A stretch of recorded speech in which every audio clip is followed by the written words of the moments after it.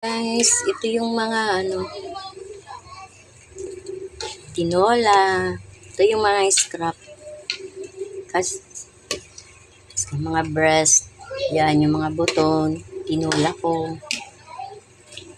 Sinabaw ko at yung mga scrap ko siya ng chicken fillet. Gawa kong chicken fillet. Yan yung mga breast na pinag-ano ko na. Sinabawan ko na lang. Para may sabaw. Na malunggay. Diba? Hindi na sayang.